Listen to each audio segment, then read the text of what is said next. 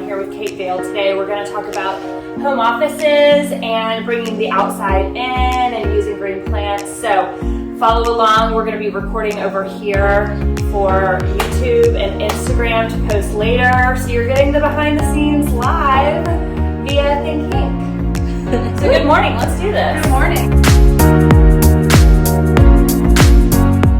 So we're neighbors. I know, such a small world. So yeah, we're both in Queen Village. You know, Henck Design has a showroom in Queen Village. And tell us about your store, where it is. Yeah, so my store is literally a block away from you on Fabric Row in Queen Village, which is a really great new up and coming space in Philly. So if you haven't been there, you need to come by. I call it like the little Philly garment district because it's cute. Yes. It's like fabric for interior designers and people who want to do reupholstery, and then it's like fabric for people who are in fashion and like want to make cool masks. There was a lot of that during COVID. So, and don't worry, we're all fully vaccinated here. Fully vaccinated. So really happy to be able to do something face to face in life. Yeah.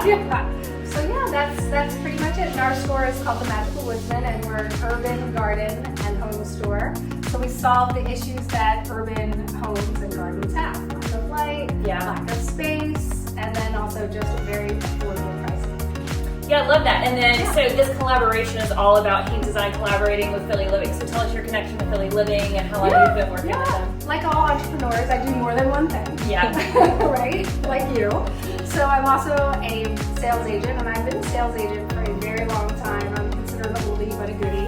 I've been in the business more than 18 years. Love it. I know, long time. I've seen Philly change.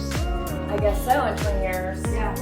So it's amazing. So if you're not from Philly, just know it used to be a lot grittier. Yeah. It's amazing. Yeah, Grady's got a name for a reason, right? I know. The It's orange so guy apt. for the flyers. He's my favorite. Yeah, Grady, he's awesome. So, you know, for Henck Design, we've been in business for, I think it'll be 9 years this September. So, you know, I like to claim my 10 years anyway, because you know there's always 2 years to set up before the business goes live. Yeah. But yeah, you know, you and I share kind of a similar industry in that we work with clients. Obviously, I mean, look around. This is one of our projects that we did here in Conshohocken. You know, we help clients kind of get connected with the right product that they need for their home. Furniture, rugs, lighting, paint colors, wallpaper, all that good stuff. So, you know, today we're like in this client's home office, and he wanted it to be like a masculine home office, and he's like a big sports guy. So you can see there's like the Philly poster here, there's some Penn State stuff there, we've got a gallery wall, we've got Phillies, Eagles, and yeah, it's a green wall, it's a little green sofa. So we have a little fun, and you're very on brand for the project, which is great. You know, I love it. I love it.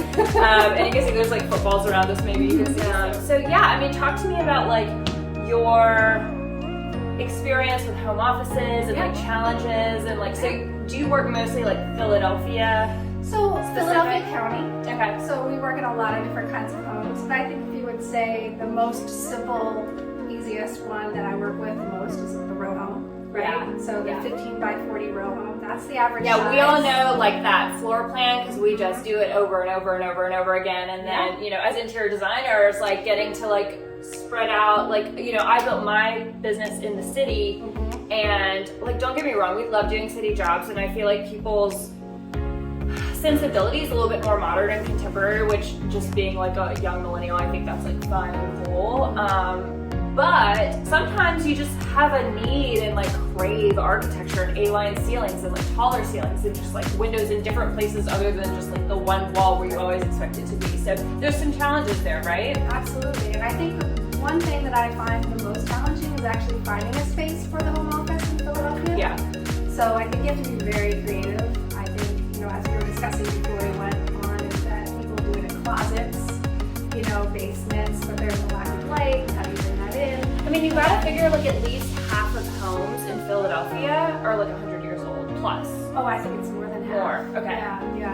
It's well, the funniest thing I learned is that the reason why all the houses in Philadelphia are supposed to be built in 1925, just a little fact for everybody, Please. is that the records burned in the 30s for all of the homes. Oh, so they just said that they were all built in the Every house 20s? was built in the 20s. Does everybody know that? So just a Wow. little fun Philly fact for you. Love it. Yeah, so Love it. yeah, so I think I agree. The biggest issue is lack of light, where to put it. And I think a lot of people end up putting it in the middle room, which tends to be smaller and Yeah, like in Philly, the floor plan for like our people who are watching kind of nationally, not local. Like we're talking about like Philadelphia row homes that are like in the heart of the city. You know, Philadelphia is a historic city, and you know these row homes tend to be, like you said, 15 feet wide, 60 feet deep or so. Give take a little here and there depending on the size, but.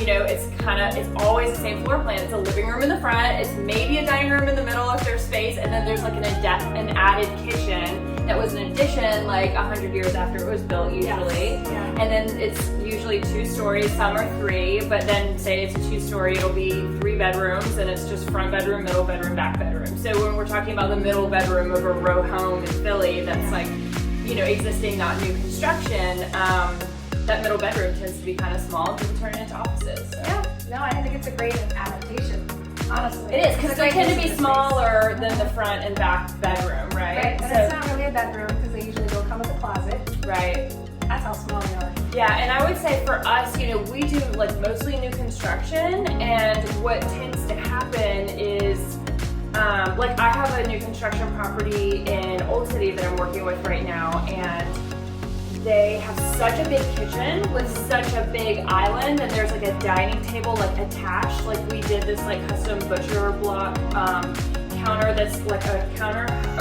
like a dining table height at like 30 inches, and then there's a counter height at 36. So you have like counter stools and you have dining chairs to wrap around. It's got 11 seats. So there's also a formal dining room, but they're like, we're casual people. Like we don't even like want like the big drapery, like window treatment, like wallpaper, formal dining room. So they were like, oh, we're just gonna make like a beautiful office, you know? That makes sense. So Some people live. Yeah, so sometimes we just kind of adapt for like the client's lifestyle, you know, it just really depends on like how they live. And that's one of my first questions to clients is like, do you love to entertain? Like when you entertain, like how are we going to decide how many like chairs are at your dining table? It's like how many people would you have over for dinner, right? Some people are into that, some people aren't, you know? I think it's a really great question. And it's sort of the same thing in real estate. We always ask people, what are you going to be using this home mostly for? Is it for like a haven from the world, or is it for you to have family and friends over? How are you going to live in this space? Yeah. Same question. Yeah, so, and I think you touched on something like, you know, sometimes there's not enough, if it's not new construction, a lot of times there's not a lot of natural light, you know, unless you have a corner unit, in which case you would have potentially windows on 2 sides rather than the typical 1 row home. Obviously means they would be stacked kind of next to each other and not have windows on the sides.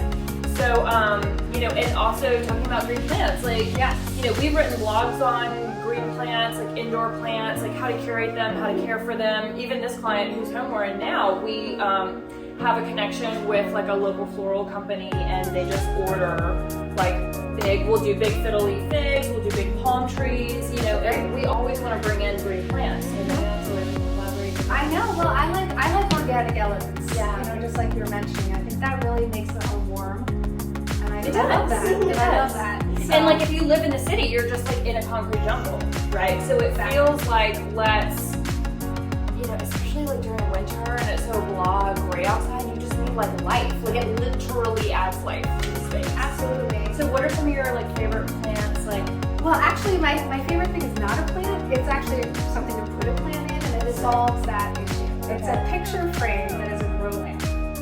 oh, sick. So it has So like cool. a little light that comes down and it hangs on the wall. So it's literally a picture frame that has a little ledge that you put the plant on, and it's app controlled. Right? Stop it. Yes, What's this it's so great. called? What's this called? It's called the grow light frame.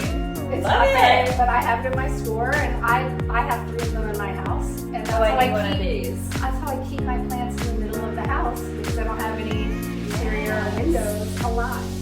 Yeah, like I move Great. my orchids like to the middle of the house while they're blooming, and then when they're not blooming, I have to move them back to a window. I actually put my orchids when they die in the winter. I put them on the ledge in my walk-in bathroom, so that way they get the steam, and then they. Oh yeah, they want that tropical moisture. Yeah. Let's talk about orchids. Let's do it. Because I love them, and apparently so did Halston. So I'm all about that. Austin, are we all watching that show? Because it's so good. It's so good. So far, so good. Okay, let's see. So home offices, like circling back to like what are just like let's just talk about like amazing things. Like and for this home office, I feel like wall color was everything. We wanted to like give it a vibe. We're also doing surety titles. offices right now, if you guys are familiar. I'm sure if you're following Philly Living and you're following along with this, you're probably familiar. They're a popular title company in the area, and we're doing the conference rooms, and they were like, Philadelphians are so into sports, and it's like we need to do like a theme for each room. So we're doing like a burnt orange for like the Flyers, and we're doing like a blue for like the Sixers, and we're doing like a deep, like a good red, guys, not a bad red, but a good deep red for the Phillies, you know, and then we're doing like probably a similar color to this for Eagles. So, you know, it's like you gotta kind of like incorporate like your personality into it, and I feel like home offices are a great opportunity for gallery walls and just fun art, and like if you're wallpaper, good light fixtures. But you know, I'm just like all about the dark colors, especially in a masculine home office. I feel like female and male home offices like can be very different, but then like sometimes people are sharing home offices, especially during COVID, right? You're like stuck in the house, there's two people in the house working from home, you gotta sort that out. Have you run into that, or do you have any ideas for like how two people could share a home office? Or well, I think a lot of times it's in separate spaces in the actual room. So if they're working at the same time, yeah, but then the hardest thing is scheduling Zoom meetings, because you can't have two Zoom meetings in one office, right? So that, I think, you have to think ahead like that. So sometimes people work in their kitchen, and then sometimes people do it in the middle bedroom, or maybe even if they have a finished basement, they use that sometimes too as a flex space. Yeah, and I like a white noise machine. Yes, white noise machine is clutch. Because I set up a home office for myself, but like when I was building my company, I worked from home for 3 years, and I was like, I don't even care if I have to pay $3,000 rent just for me to be there and just to take it. Like I just like cannot go back to that.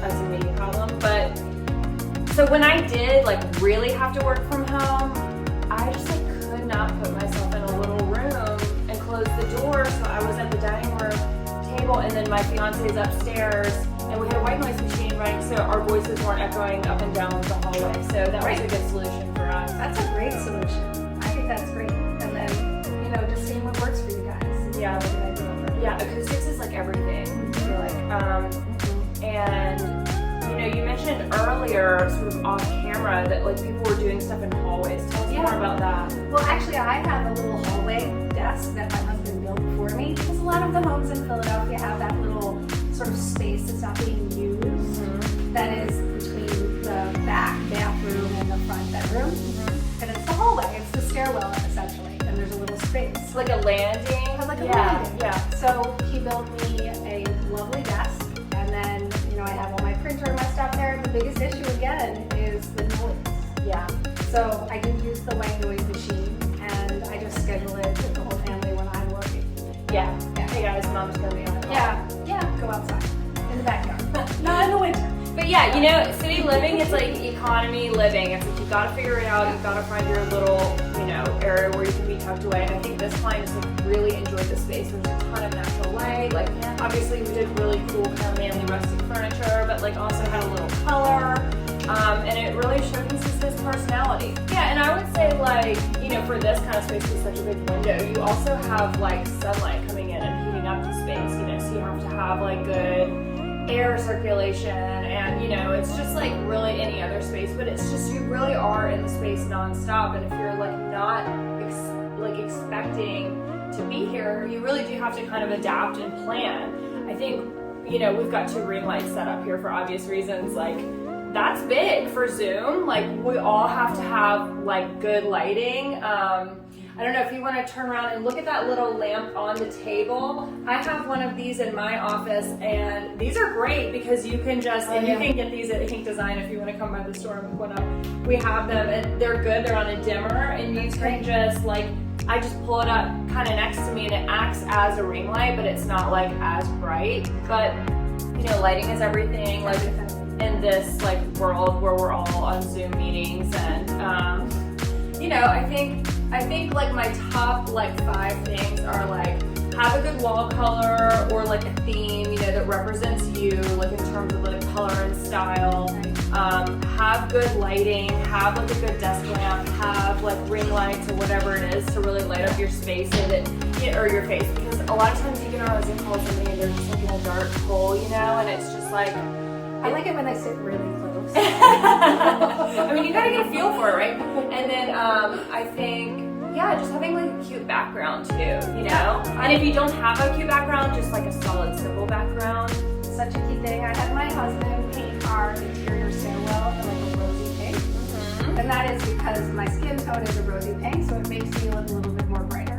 Nice. So that is a good situation. So you got very thoughtful paint selections. Yes, yes. I mean, if you have a small space, you can really allow yourself to be really creative with your dimensions and be creative. Yeah, there's problems to solve, and you also want to be able to like focus. I find that like if you're in a space with really tall ceilings and like, or like say if I'm working in my dining room, you know, and you can see like all the peripherals on the sofa, like need to be fluffed, like is that gonna bother you while you're trying to focus on your Zoom call? Do you know what I mean? So you want to be able to like focus, and like it's good to have a view, but you also don't want to be like so like daydreaming out the window that you like are just not getting work done. So to think through like that kind of stuff. So, you know, I mean, I think for most people it's better to like really, I was saying it drives me nuts, but to be in a room where you can close the door and really just focus and have some natural light coming in, good ventilation, and just like being in a space that like makes you feel kind of yummy and not be like grossed out all the time. Very important. But I'm a designer, so I'm biased. No, I think everybody reacts to the space whether they're cognizant of it or not. Right. So I think it's a really good tip just to create something that really makes you feel comfortable. Yeah.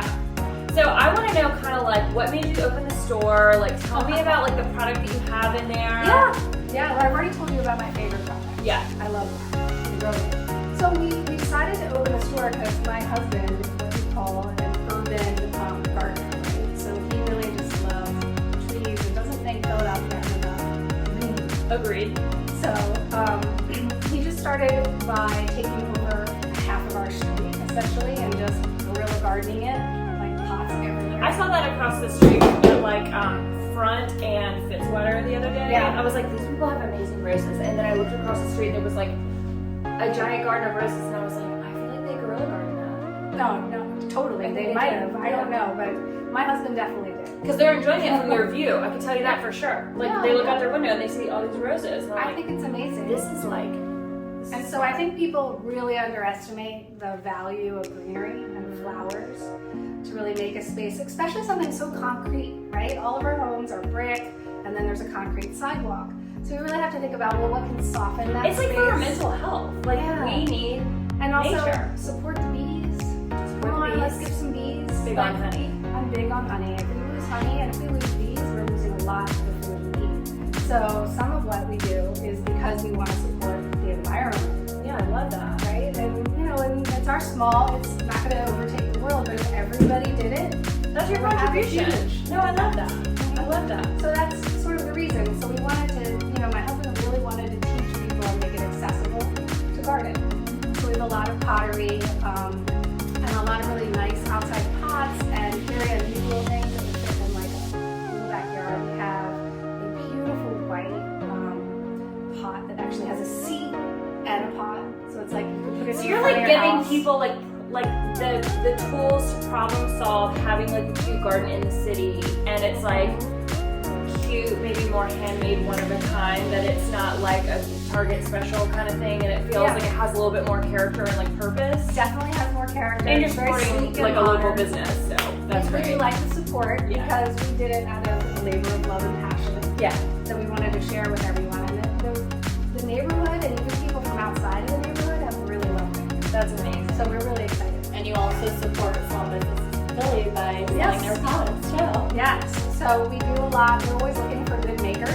So if you're a good local maker and you make something that's sort of botanical or garden or home driven, we're always interested in doing some sort of a consignment. So please reach out. That's so cool. Yeah, I'd love to support other people and help them, right? And part of the other reason I started it is because I really like to mentor people in business and just teach them and help them. And so anybody who works with me knows that I go over the balance sheet with them and I discuss the income sheet, you know, and I help them understand what business really is. That's So amazing. that's the secondary reason. That's my reason too. It's just a giver, you guys. Just really giving. Well, I love it. It's a win-win for everyone. Yeah, I mean, I feel that way about interiors too. It's like you were saying, we don't always know like how much our spaces really affect us, and it's really amazing to see. Like, I do take people outside of their comfort zone, but I also like make a big change in their life. And you know, I've always said like interior design follows fashion, which like I love fashion regardless, but you know, so it's just fun, but it also like changes your life. Like if you're operating at like a 3 and you want to be a 10, and then one way or another you get to a 5, and then you redo your house, like you will naturally be at a 7. Like it just, if you change your house, you change your life, and I really believe that. It's being in flow.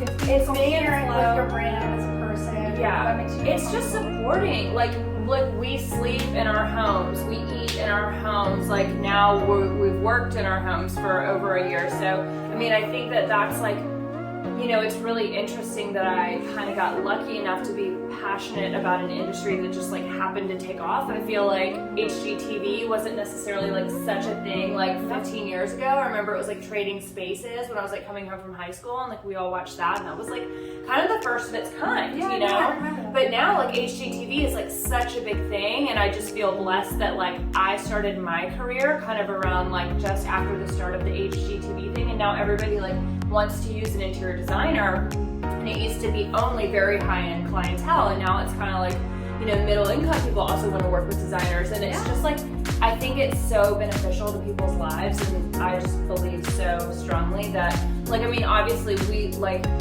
you know, a platinum client is like a home run for us, so to speak, as I say, like a sports speak home office, but you know, it's really satisfying to help like anyone and everyone with their interior, and I think it's very, very true, and I love the passion.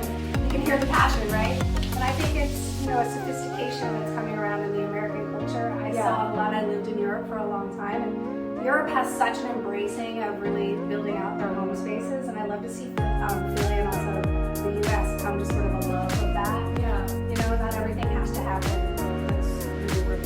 It's like an appreciation for beauty, and one thing that I will say, and then I think we should probably wrap shortly, but I think that one thing like in our industry as interior designers, one thing we've seen a lot of, and you guys will all like totally know what I'm talking about, like the faux fur jackets, the faux fur like throws, the faux fur pillows, like the velvety fabrics that have been around just like in the last 5 years. I feel like it's been kind of this response to like our digital age. And like more and more people living in cities that we feel cooped up, and we feel like we're in a, I'm getting chills now because I'm getting really excited. But we, you know, we get like, we're stuck in this concrete jungle, like we don't have enough plants, and we don't have enough nature, and we don't have enough like soft, beautiful things around us, you know, that like I think that, like you're saying, there's like kind of like a shift where people kind of really understand like the value of like being in a beautiful environment that supports you and feeling really good about having people over in that space. And I think it was kind of, COVID was like a crash course for people that they were, you know, really had to learn it the hard way, that like if you don't take care of your home and like keep it beautiful and supporting you, then like you might be on the struggle bus a little bit. You know? Well, it's a mental health issue. It I is. think it is. It supports your mental health and does. everybody in your environment as well. So I think, you know, you should definitely think of what's the right word? Yeah, it's therapeutic, you know? Like, let's have some aromatherapy, like, what do you call them, diffusers. Let's have some incense, you know? Let's appeal to the senses. It's not just how it looks, it's how it feels, it's how it smells, you know? So all of these things are so important for just life, and, you know, sharing this, like, home business industry. It's really nice to know that you're right down the street from me. And thank you so much for your time today. No, it's been fun. Thank you. This has been really amazing. So thanks for tuning in, guys. Thank you.